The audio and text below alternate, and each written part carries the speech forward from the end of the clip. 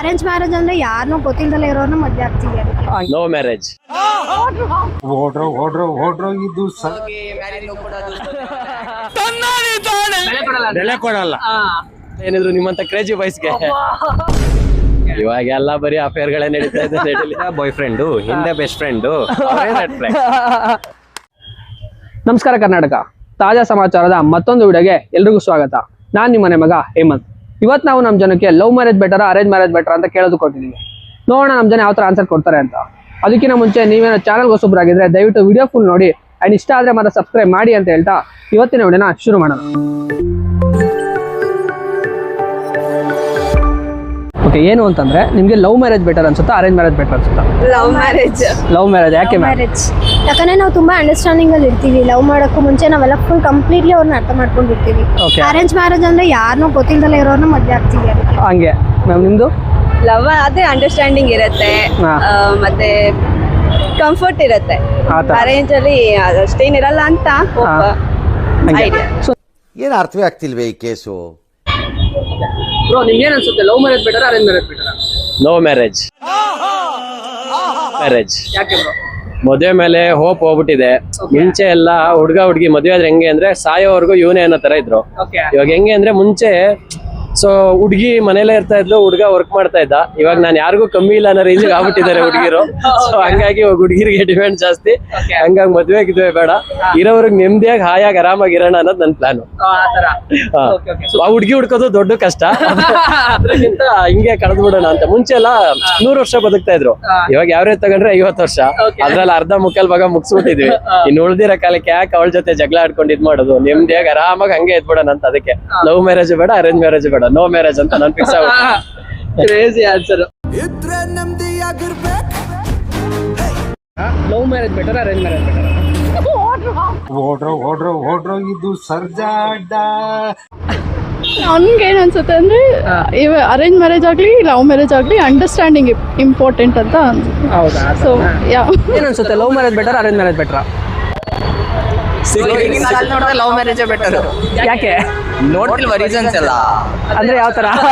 ಮಹಾರಾಷ್ಟ್ರದಲ್ಲಿ ಕರ್ಕೊಂಡು ಹೋಗಿ ಮ್ಯಾರೇಜ್ ಕೊಡೋದು.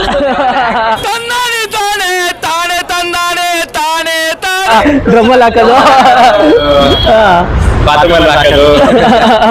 ಅದಕ್ಕೆ ಎಲ್ಲ ಲವ್ ಮ್ಯಾರೇಜ್ ಲವ್ ಮಾಡಿದ್ರೆ ಇಬ್ಬರದು ಫೀಲಿಂಗ್ಸ್ ಎಲ್ಲ ಮ್ಯಾಚ್ ಆಗುತ್ತೆ ಎಲ್ಲ. ಓಕೆ, ಇಬ್ಬರದು ಮನಸ್ಸು ತಿಳ್ಕೊತೀವಿ. ಓಕೆ, ಹಂಗೆ ಬ್ರೋ. ನಿಮ್ದು ಸಿಕ್ಕರೆ ಲವ್ ಮ್ಯಾರೇಜ್ ಇದ್ರೆ ಹಂಗೆ. ಓಕೆ, ನಿಮ್ಗೆ ಹೇಳಿ ಬ್ರೋ, ಇವಾಗ ನಿಮ್ಗೆ ಏನ್ ಕ್ವಾಲಿಟೀಸ್ ಇರ್ಬೇಕು ಲವ್ ಮ್ಯಾರೇಜ್ ಆಗ್ಬೇಕು ಅಂದ್ರೆ? ಲಾಯಲ್ ಆಗಿರ್ಬೇಕು, ಅಷ್ಟೇ ಸಾಕು. ಅಷ್ಟೇ ಸಾಕು, ಲಾಯಲ್. ಓಕೆ, ಜಸ್ಟ್ ನಮ್ಗೆ ಲಾಯಲ್ ಇರ್ಬೇಕು, ಮತ್ತೇನು ಬೇಡ. ಹಂಗೆ. ಸೊ ಇವಾಗೆಲ್ಲ ಮದುವೆ ಒಬ್ಬದೇ ಬೆಸ್ಟ್. ಅರೇಂಜ್ ಮ್ಯಾರೇಜ್ ಯಾಕೆ? ಯಾಕೆ ಕೇಳಿದ್ರೆ ಲವ್ ಮ್ಯಾರೇಜ್ ಅಂದ್ರೆ ಎಲ್ಲ ಇದಾಗ ಇರುತ್ತ, ಎಲ್ಲ ಕೊಡಲ್ಲ ಜನ, ಬೆಲೆ ಕೊಡಲ್ಲ. ಏನೋ ಫಸ್ಟ್ ಎಲ್ಲ ತಿಳ್ಕೊಂಡಿರ್ತಾರ. ಆರೇಂಜ್ ಮ್ಯಾರೇಜ್ ಆಮೇಲೆ ಎಷ್ಟು ವರ್ಷ ಮದುವೆ ಆಗಿ? ಆಯ್ತು. ಎಷ್ಟಾಯ್ತಾ? ಎಷ್ಟು ವರ್ಷ ಆಯ್ತಾ? 35 ಆಯ್ತು. 35 ವರ್ಷ ಆಯ್ತಾ? Super super super. ನಿಮ್ಗೆ ಏನ್ ಅನ್ಸುತ್ತೆ, ಈಗಿನ ಜನರೇಷನ್ ಅಲ್ಲಿ love marriage better arrange marriage? Arrange marriage. Love marriage. Love marriage ಯಾಕೆ? ಅಂಡರ್ಸ್ಟ್ಯಾಂಡಿಂಗ್ ಇರುತ್ತೆ. ಅಂಡರ್ಸ್ಟ್ಯಾಂಡಿಂಗ್ ಇರುತ್ತೆ. ನಿಮ್ಗೆ ಲವ್ ಮ್ಯಾರೇಜ್. ಲವ್ ಮ್ಯಾರೇಜ್ ಯಾಕೆ? ಅದೇ ಮೇನ್ ಥಿಂಗ್.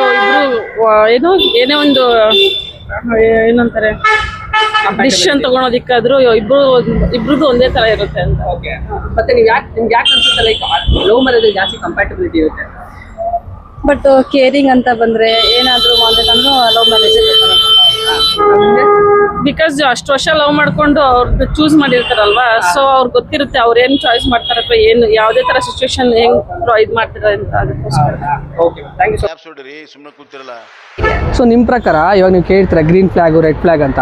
ಒಂದು ರಿಲೇಶನ್ಶಿಪ್ ಅಲ್ಲಿ ಗ್ರೀನ್ ಫ್ಲಾಗ್ ಅಂದ್ರೆ ಯಾರು, ರೆಡ್ ಫ್ಲಾಗ್ ಅಂದ್ರೆ ಯಾರು? ರಿಲೇಶನ್ಶಿಪ್ ಅಲ್ಲಿ ರೂಲ್ಸ್ ರೆಗ್ಯುಲೇಷನ್ಸ್ ಇದ್ರೆ ರೆಡ್ ಫ್ಲಾಗ್. ಓಕೆ, ನಮ್ ಫ್ರೀಡಮ್ಗೆ ಅವ್ರು ಅಕ್ಸೆಪ್ಟ್ ಮಾಡಿದ್ರೆ ಗ್ರೀನ್ ಫ್ಲಾಗ್. ಆ ಥರನಾ? ಓಕೆ ಮ್ಯಾಮ್, ನಿಮಗೆ? ಅದೇ ಫ್ರೀಡಮ್ ಬಿಡ್ಬೇಕು. ಯಾಕಂದ್ರೆ ಅವ್ರನ್ನ ಟಾಕ್ಸಿಕ್ ಆಗಿದ್ದಷ್ಟು ನಮ್ಗೆ ಅವ್ರನ್ನ ದೂರ ಹೋಗ್ಬೇಕಂತ ಅನ್ಸುತ್ತೆ, ಹತ್ರ ಹೋಗ್ಬೇಕು ಇಷ್ಟ ಆಗಲ್ಲ. ಓಕೆ, ರಿಲೇಶನ್ಶಿಪ್ ಅಲ್ಲಿ ನಿಮ್ ಪ್ರಕಾರ ರೆಡ್ ಫ್ಲಾಗ್ ಅಂದ್ರೆ ಯಾರು? ರಿಲೇಶನ್ಶಿಪ್ ನನ್ಗೆ ಅದ್ರ ಬಗ್ಗೆ ಅಷ್ಟೊಂದು ಐಡಿಯಾ ಇಲ್ಲ. ಸಿಂಗಲ್ ಸೊ ನಮ್ಗೆ ಯಾವ ಲವರು ಗಿವರು ಇಲ್ಲ. ಸಿಂಗಲ್ ಆಗಿರೋದ್ರಿಂದ ನಮ್ಗೆ ಹುಡ್ಗಿರ್ ಬಗ್ಗೆ ಅಷ್ಟೊಂದು ಐಡಿಯಾಗಳಿಲ್ಲ. ಹೇಳ್ಕೊಂಡೆ ಎಲ್ಲ ಹೆಂಗಸ್ರು ಆಟ ಆಡಿಸ್ತಿದ್ದಪ್ಪ ಅವನು. ಅದೆಲ್ಲ ಏನಿದ್ರು ನಿಮ್ಮಂತ ಕ್ರೇಜಿ ಬಾಯ್ಸ್ಗೆ. ನಿಮ್ಗಿದಾರ ಲವರು? ನೋಡಕ್ಕಾಗ್ದೆ, ನಗಕ್ಕಾಗ್ದೆ, ಅಳಕ್ಕಾಗ್ದೆ, ಬಾಳಕ್ಕಾಗ್ದೆ, ಇದ್ರು ಹೇಳಲ್ಲ ನೀವು. ಓಕೆ, ಇವಾಗ ಅಲ್ಲ ಆಕ್ಚುಲಿ ಈಗ ನೀವು ನೋಡ್ತಾ ಇದ್ರೆ ಇವಾಗೆಲ್ಲ ತುಂಬಾ ಜನ ರೆಡ್ ಫ್ಲಾಗ್ಸ್ ಇವಾಗ ಆ ತರ ಎಲ್ಲ ಏನಿಲ್ಲ. ಏನಂತಂದ್ರೆ ಹುಡ್ಗ ಹುಡ್ಗಿ ಹೇಗಿರ್ಬೇಕು ಅಂದ್ರೆ ಒಬ್ರನ್ನೊಬ್ರು ಅರ್ಥ ಮಾಡ್ಕೋಬೇಕು. ಇವಾಗ ಅದಿಲ್ಲ. ಸೊ ಇಬ್ರಲ್ಲೂ ನಾನು ಅನ್ನೋ ಅಹಂ ಇರುತ್ತೆ. ಸೊ ಅದ್ ಯಾರಲ್ಲಿ ಬರುತ್ತೆ, ನಾನು ಅನ್ನೋದು ಯಾರು ಬರುತ್ತೋ ಆ ಲೈಫ್ ಚೆನ್ನಾಗಿರಲ್ಲ. ಸೊ ಒಬ್ರನ್ನೊಬ್ರು ಅರ್ಥ ಮಾಡ್ಕೊಂಡು ಒಬ್ರು ಫೀಲಿಂಗ್ಸಿಗೆ ಒಬ್ರು ಬೆಲೆ ಕೊಟ್ಕೊಂಡು ಲೈಫ್ನ ಲೀಡ್ ಮಾಡಬೇಕು. ಸೊ ಆ ತರ ಅರ್ಥ ಮಾಡ್ಕೊಳ್ಳೋರು ಸಿಗ್ಬೇಕಷ್ಟೇ. ನಾನು ನೀನು ಅಂತಿಲ್ಲ. ಕೆಲವು ವಿಚಾರಗಳಲ್ಲಿ ಹೆಂಗಾಗುತ್ತೆ ಅಂದ್ರೆ, ಕೆಲವು ನೋಡ್ತಾ ಇದ್ರ ಅದೃಷ್ಟ ಇದ್ದವ್ರಿಗೆ ಅವ್ರ ಜೊತೆ ಬಾಳಕ್ಕಾಗಲ್ಲ. ಅವ್ರ ಜೊತೆ ಬಾಳೋರು ತಗೊಂಡೋಗಿ ಎಲ್ಲೆಲ್ಲೋ ತಳ್ಳಿ ಸಾಯಿಸ್ಬಿಡ್ತಾರೆ.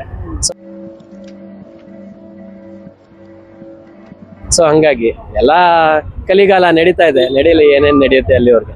ಅದಕ್ಕೆ ರಿಲೇಶನ್ಶಿಪ್ಗೆ ವ್ಯಾಲ್ಯೂ ಕಮ್ಮಿ ಆಗ್ಬಿಟ್ಟಿದೆ ಈಗ. ಸೊ ಮುಂಚೆ ಗಂಡ ಹೆಂಡತಿ ಅಂದ್ರೆ ಒಂದು ಪವಿತ್ರವಾದ ಸಂಬಂಧ ಆಗಿತ್ತು. ಇವಾಗ ಎಲ್ಲ ಬರೀ ಅಫೇರ್ಗಳೇ ನಡೀತಾ ಇದೆ. ನಡೀಲಿ.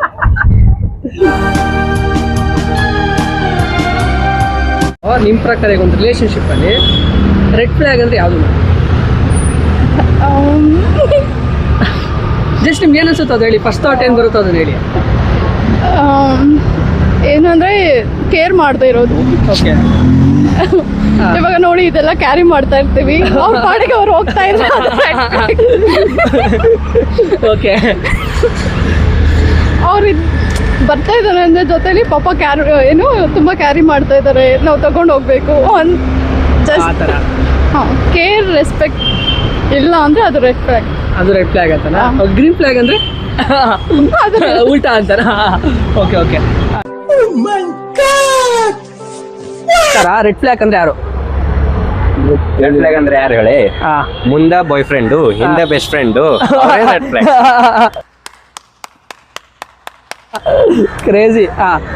ಸೇಮ್ ಹಂಗೆ ಹಂಗೆ ಮೇನ್ ಅದೇ. ಜಸ್ಟ್ ಫ್ರೆಂಡ್ಸ್ ಅಂತ ಏನಿರಲ್ಲ, ಫೀಲಿಂಗ್ಸ್ ಇದ್ದೇ ಇರುತ್ತೆ ಅಂದ್ಮೇಲೆ. ಹಂಗೆ. ಯಾವ ಹುಡುಗಿ ಲವ್ ಮಾಡ್ತಾಳಲ್ಲ, ಅವನಿಗೆ ಬೆಸ್ಟ್ ಫ್ರೆಂಡು ಒಬ್ಬನೇ, ಬಾಯ್ ಫ್ರೆಂಡ್ ಒಬ್ಬನೇ. ಓಕೆ, ಫ್ರೆಂಡ್ ಒಬ್ಬನೇ, ಎಲ್ಲರೂ ಒಬ್ಬನೇ, ಅವನೇ ಬಾಯ್ ಫ್ರೆಂಡ್.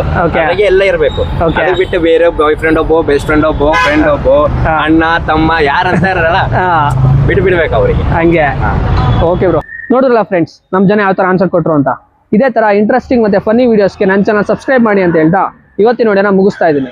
ಸಿಗೋಣ ಇನ್ನೊಂದು ವಿಡಿಯೋದಲ್ಲಿ. ಅಲ್ಲಿವರೆಗೂ ಮಿಸ್ ಮೀ ಹೇಮಂತ್ ಫ್ರಮ್ ತಾಜಾ ಸಮಾಚಾರ. ಜೈ ಹಿಂದ್, ಜೈ ಕರ್ನಾಟಕ ಮಾತು.